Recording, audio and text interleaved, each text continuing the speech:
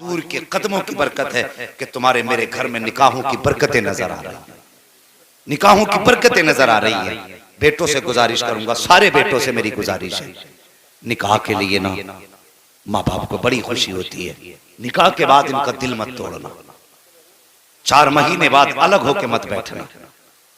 इसलिए कि जब तुम दूल्हा बने थे तो सबसे ज्यादा बलाएं तुम्हारी माँ ने दी थी। जब तुम दूल्हा बन के चले थे तो तुम्हारे दूल्हा बनने की खुशी सबसे ज्यादा तुम्हारी बहन को थी।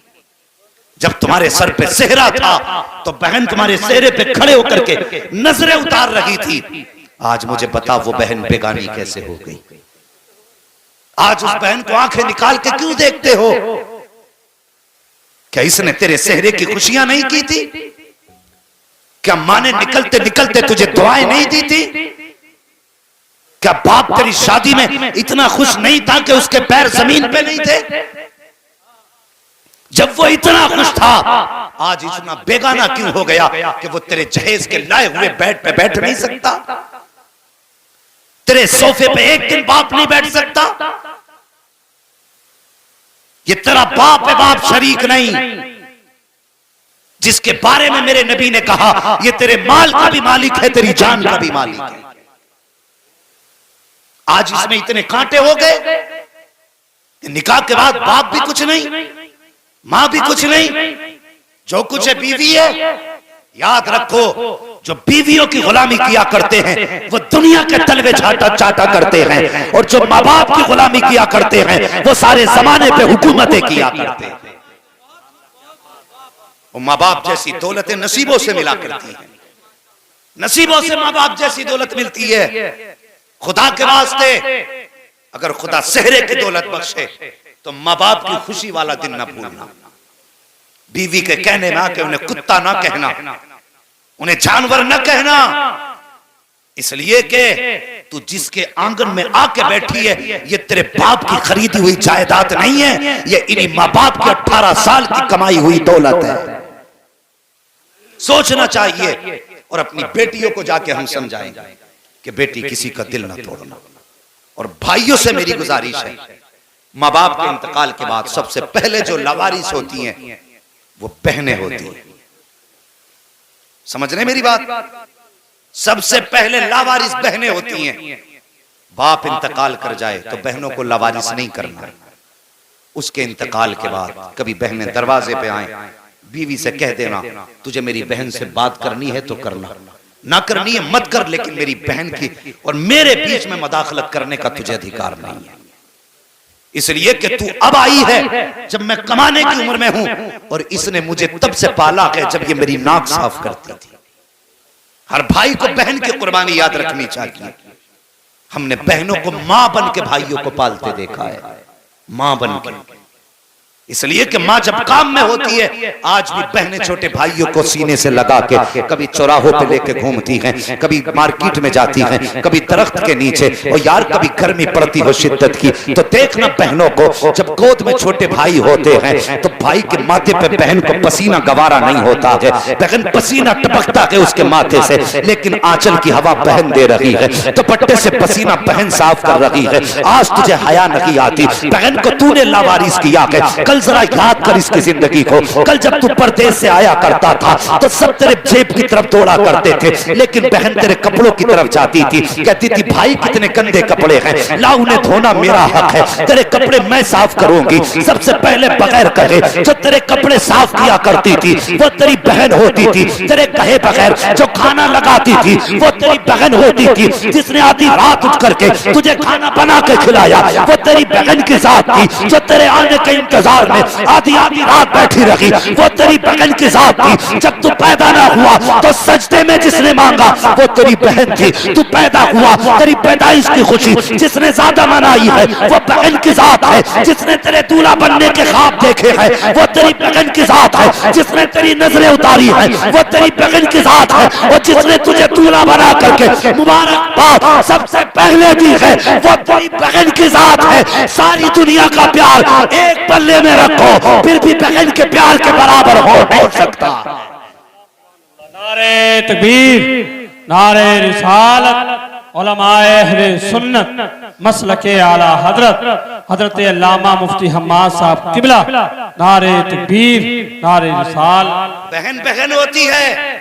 आज कितने फोन ऐसे आते, मौलाना आप बड़ा अच्छा बोलते हो, आपकी बातों में असर है, मेरे भाई के पास एक फोन कर दो आप। क्या बात है बहन? कहा 6 साल हो गए मेरा भाई बुलाने नहीं आया, जिस दिन से बाप गए हैं मैं कहीं छूट गया। और लानत हो ऐसी जायदाद पे जो बहनों को रुला के उन पे सांप बन के बैठा जाए। हमारे जहन में ये रहता है ना, बहनें आएंगी तो खर्च होगा, दस्तरखान में कमी आएगी। खुदा की कसम बहनें आती है ना, खाली नहीं आती है, खुदा की रहमतें साथ लेके आया करती है।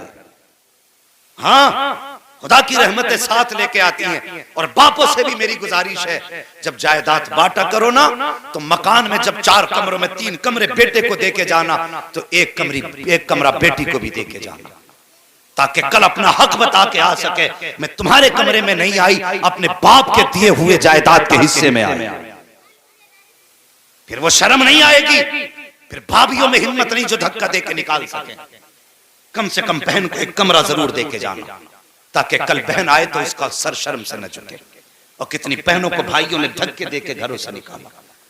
हाँ, लॉकडाउन गुजरा, कितनी बहनें बेवा थी, बच्चे भूख की कगार पे आ गए, कहा भाई अमीर है चलो उससे कुछ नाज ले लें। तो भाभियों ने दरवाजे से धक्का देके कहा जा चली जा, तेरा बाप कमा के नहीं रख के गया था जो यहाँ लेने चली आई। और गैरत कर, खुदा की कसम तुझ पे इसका एहसान हो सकता है और तेरा इस बच्ची पे एहसान नहीं है, इसलिए कि तू उसकी जायदाद खा रही है, वो तेरी जायदाद नहीं खा रही। कयामत के दिन हर बाप से पूछा जाएगा, बता बेटी के हिस्से में से कितना दे के आया है। ये याद रखना, मौलवी हो, मुल्ला हो, मिस्त्री हो, इंजीनियर हो, सबसे पूछा जाएगा। जब मैंने 1/3 तेरी बेटी का हिस्सा रखा था तो बेटों को दुगना था, बेटी को 1 गुना था, तो बेटी का खा के हज करके क्या करने आया। याद रखना, अपने अपने इंतजाम कर ले। जो बेटी का हक है वो दे के मरना, वरना कब्र में चैन से लेट नहीं पाओगे, लेट नहीं पाओगे कब्रों में चैन से। वो एक बाप था ना, अल्लाह अकबर, फरमाइश भी और बात भी आ गई है इसलिए बताने लगा। बड़ा अमीर था, 4 मील थे उसके पास बड़े बड़े, और 4 बेटे थे। उसने 4 मील 4 बेटों के नाम कर दिए। एक बेटी थी, 10 साल पहले उसकी शादी करी, और 10 साल बीत गए, दरवाजे पे नहीं गया बेटी के। मैंने कहा था जवानियां भी हमेशा नहीं रहनी है और उम्रें भी हमेशा नहीं रहनी है, कोई भी चीज कहीं भी फेल हो सकती है। एक दिन अचानक दर्द उठा, बेटे बाप को हॉस्पिटल ले गए, क्योंकि करोड़ों का मालिक था बाप, और सारी जायदाद उसने बेटों के नाम कर दी। लेके गए हॉस्पिटल में, डॉक्टर ने चेकअप किया, कहने लगे इसके गुर्दे फेल हो चुके, अब ये बचने वाला नहीं है। डॉक्टर ने कहा कि फिर भाई अब गुर्दा की जरूरत है, गुर्दा किससे दिलवाएगा। बाप को बेटे पे बड़ा फख्र था, 4 बेटे थे, कहने लगा है ना 4 बेटे, कोई भी गुर्दा दे देगा। बड़े बेटे को बुला के कहने लगा मैंने तुझ पे लाखों रुपए लगाए, बेटे मैं कुछ जीना चाहता हूं, एक गुर्दा दे दे। जब इतनी बात बेटे से कही ना, बेटा कहने लगा तुम्हारी तो जिंदगी गुजर गई, हमारी बर्बाद करना चले, मैं गुर्दा नहीं दे सकता। उस दिन बाप को तकलीफ हुई, उसने सबसे बड़ी गलती कौन सी की। हाँ, 4 बेटों ने गुर्दा देने से इनकार कर दिया। वो कहने लगा मैंने जवानी तुम पे लुटा दी, जायदाद तुम्हारे नाम कर दी, एक गुर्दा नहीं दे सकते। कहा गुर्दे की कोई कीमत नहीं, ये नहीं दिया जाएगा। अल्लाह अकबर। बाप को जब बेटों ने जवाब दे दिया, बाप ने डॉक्टर से कहा यार मुझे वापस हॉस्पिटल के अंदर ही ले चल, मेरा इलाज कर, जिंदगी होगी बच जाऊंगा, नहीं होगी मर जाऊंगा। अब बेटों के सामने बैठने की हिम्मत नहीं है। डॉक्टर अंदर लेके चला गया, बेटे बाप को छोड़ के हॉस्पिटल आ गए तो खानदान में खबर फैल गई कि बाप के गुर्दे खराब हो गए हैं। बेटों ने गुर्दा देने से इनकार कर दिया। बात कोई रुका नहीं करती है, फैलते फैलते बेटी के कानों तक पहुंच गई कि मेरे बाप की तबीयत ज्यादा खराब है। भाइयों ने गुर्दा देने से इनकार किया है। और यार वो बेटी थी, बर्दाश्त न कर सकी, दूध पीता बच्चा गोद में था, सीने से लगा करके हॉस्पिटल आ गई। डॉक्टर से आके कहती डॉक्टर जल्दी कर, फला नाम का मरीज तेरे अस्पताल में है। कहा हाँ है। कहा जल्दी कर मेरा गुर्दा निकाल और उसके डाल दे। कहा किस लिए? अगर देर हो गई तो वो मर जाएगा। अल्लाह अकबर। डॉक्टर कहने लगा बता तो सही तू कौन है, कहाँ के रहने वाली है? कहा डॉक्टर ये ना पूछ, जल्दी कर और मेरा गुर्दा निकाल के फला मरीज पे डाल दे। अल्लाह अकबर। बच्ची के कहने पर बच्ची का गुर्दा निकाला गया और उस डॉक्टर ने उस मरीज के डाला। जब बच्ची वापस जाने लगी है तो वापस जाते जाते डॉक्टर कहने लगा बेटी बता तो सही तेरा नाम क्या है? कहा डॉक्टर नाम का क्या करेगा? कहा अगर मरीज ने मुझसे पूछ लिया कि मुझे गुर्दा किसने दिया है तो किसका नाम बताऊंगा? उसने कहा मैं नाम तो नहीं बता सकती, अलबत्ता कागज कलम दे दे, मैं खत लिखना चाहती हूँ। अल्लाह अकबर। बेटी बेटी होती है। उसने कागज कलम लिया है, खत लिखा, तय बनाई, डॉक्टर के हवाले करके कहा ले डॉक्टर अगर मेरे बारे में मरीज पूछे तो कुछ ना बताना, ये खत उसके हवाले कर देना। अल्लाह अकबर। डॉक्टर ने बच्ची के कहने पर खत संभाल के रखा। जब बाप ठीक हुआ बाहर निकलने लगा तो कहने लगा यार सबसे पहले मुझे डॉक्टर के पास लेके चलो। कहा किस लिए? कहा मुझे डॉक्टर का शुक्रिया अदा करना है कि मेरे बेटों ने गुर्दा देने से इनकार कर दिया, न जाने डॉक्टर ने मेरी जिंदगी कैसे बचाई है, इसलिए शुक्रिया उसका अदा किया जाएगा। जैसे कि यह सेठ निकला है हॉस्पिटल के दरवाजे पे, 4 बेटे गाड़ियां लिए खड़े थे। अब्बा ठीक हो गए हैं, बाकी की जायदाद भी हमें मिल जाएगी। बाप ने कहा इनकी सूरतों को देखना नहीं चाहता हूँ, दूर करो मेरी नजरों से, मैं डॉक्टर के पास जा रहा हूँ। जैसे वो डॉक्टर के पास गया कहने लगा यार तेरा शुक्रिया है। कहा किस बात का शुक्रिया? कहा तूने मेरी जिंदगी बचा ली है। डॉक्टर कहने लगा यार शुक्रिया मेरा अदा ना कर। कहा फिर किसका करूं? कहा शुक्रिया अदा करना है तो उस लड़की का अदा कर जो तुझे गुर्दा दे करके गई है। कहा कौन थी वो, किसने गुर्दा दिया है? जब इतनी बात उसने कही है तो वो कहता मुझे नाम तो नहीं बताया। कहा फिर पता बता। कहा पता भी नहीं बताया। कहा फिर तलाश कैसे करूंगा? डॉक्टर कहता याद आया वो मुझे खत दे के गई थी। कहा जल्दी कर खत निकाल। डॉक्टर ने दराज खोली, खत निकाला, मरीज के हवाले कर दिया। जैसे उसने खत खोल के पढ़ा है वो यार खड़ा था जमीन पे बैठ जाता है, चीख मार के रोने लग जाता है। डॉक्टर कहता बता तो सही रोने की वजह क्या है? उसने कहा डॉक्टर तू नहीं जानता है, यह खत किसी और ने नहीं दिया है बल्कि मेरे जिगर के टुकड़े ने दिया है, मेरी बेटी का खत है। कहा इसमें लिखा क्या है? कहा सुन इसमें लिखा है एक मजबूर बेटी का सलाम, उसके बाप की बारगाह में कबूल हो। वो कहती ए मेरे बाप जैसी मुझे पता चला तेरी तबीयत खराब है, डॉक्टर ने गुर्दा मांगा है, भाइयों ने गुर्दा देने से इनकार कर दिया, मेरे बाप में बर्दाश्त न कर सकी। ए मेरे बाप तूने जायदाद का हिस्सा नहीं दिया तो कोई बात नहीं है, तूने मुझे दौलत का हिस्सा ना दिया कोई बात नहीं है, लेकिन मेरे बाप 10 साल हो गए हैं जिस दिन से रुखसत होकर के आई हूँ आज तक तू मेरे दरवाजे पे नहीं आया है। ए मेरे बाप मुझे पता तो नहीं है मुझसे कौन सी गलती हुई है जिसकी वजह से तू नाराज हो गया है, कौन सी खता मुझसे हुई है जिसकी वजह से तू रूठा है। ए मेरे बाप सुन ले, दुनिया चांद देखने के लिए छत पे चढ़ा करती है, तेरी बेटी छत पे नहीं जाती है, तेरी बेटी अपना चांद देखने के लिए अपने दरवाजे पे जाके खड़ी हो जाती है। ए मेरे बाप आज तक जिंदगी में 10 साल में 20 ईद आके चली गई है, लेकिन तेरी बेटी ने आज तक ईद नहीं मनाई है, हर शाम यही सोच के सोती रही शायद इस ईद को मेरा बाप आता होगा, इस ईद को मेरा बाप आता होगा, लेकिन 10 साल बीत गए। ए मेरे बाप मुझे पता नहीं है कि तू मेरे दरवाजे पे किस लिए आया है किस लिए नहीं आया, लेकिन मेरे बाप तेरी बेटी सिर्फ इतना कहना चाहती है। ए मेरे बाप जब मुझे पता चला तेरी तबीयत खराब है, भाइयों ने गुर्दा देने से इनकार किया, ए मेरे बाप मैं तुझे गुर्दा दे करके जा रही हूँ, मैंने तुझ पे एहसान नहीं किया है, तूने 18 साल सीने से लगा के पाल लिया था, मेरे बाप तेरा एहसान वही काफी है। अगर तूने जायदाद न दी तो कोई बात नहीं, मील का हिस्सा न दिया कोई बात नहीं, 18 साल तूने लुक में खिला के पाला था, ए मेरे बाप वही एहसान काफी है। अंधेरे उजाले कमा के खिलाया था वही एहसान काफी है। ये तो गुर्दे की बात है। ए बाप अगर जान भी मांगेगा तेरी बेटी हंसते हंसते दे देगी, वो कहती मेरे बाप मैं तुझे गुर्दा तो दे के जा रही हूँ लेकिन कोई एहसान नहीं किया है,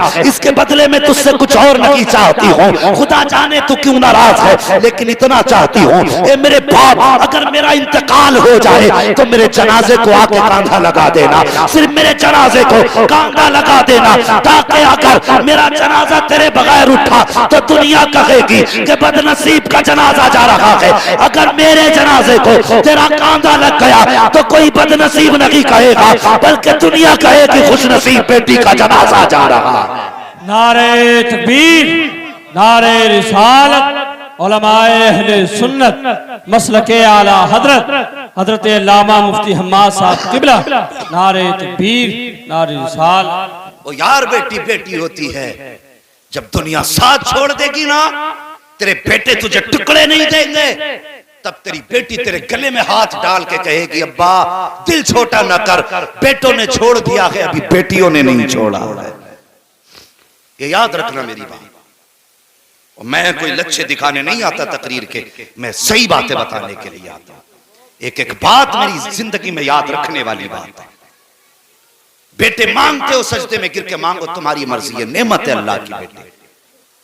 लेकिन कब? जब बेटे फर्माबरदार हों, वरना नाफरमान बेटे जिन पे बाप ने जिंदगी लुटा दी, जिसके एक इलाज के लिए 36 अस्पतालों के, 40 मजारों के, 35 मस्जिदों के दरवाजों के चक्कर लगाए, कल जब यही बेटा बाप को ताने देता है ना, तो बाप कहता है इससे तो बेहतर था मेरा कोई बेटा ही नहीं होता। कभी जिंदगी में बाप की जिंदगी में वो दिन न लाना जो बाप को ये कहना पड़े इससे तो बेऔलाद होना बेहतर था। अगर बाप ने इतना कह दिया तो समझ लेना ना यहां खैरियत है ना वहां खैरियत है।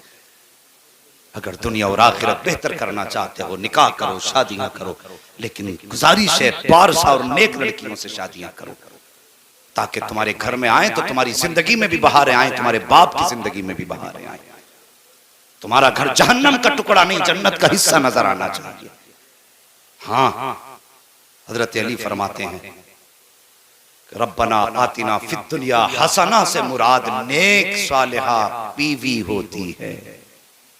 5 वक्त नमाज में मांगते हो अल्लाह मुझे दुनिया की भलाई अता फरमा, हजरत अली फरमाते हैं इस दुनिया की भलाई से मुराद नेक बीवी होती है।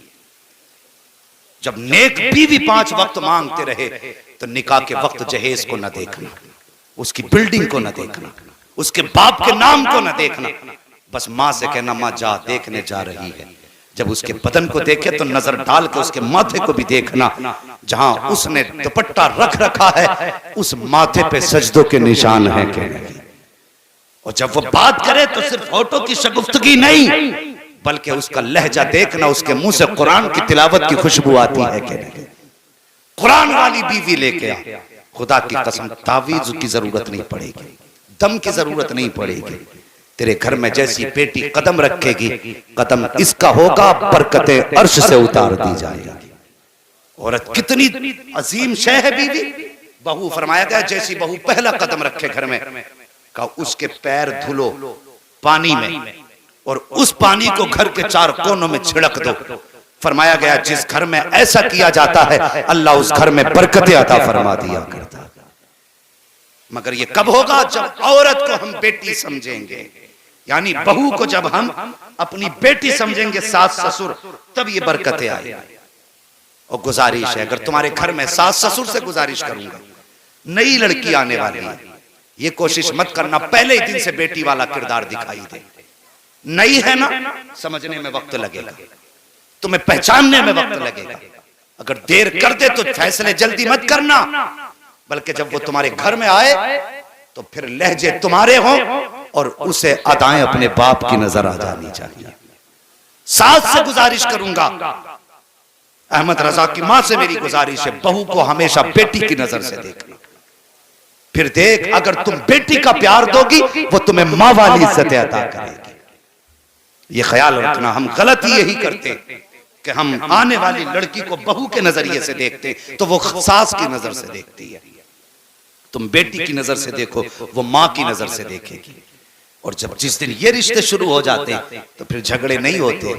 खुदा की कसम फिर तो ऐसे ऐसे नक्शे होते कि बहुएं सासों के पैर दबाया करती हैं।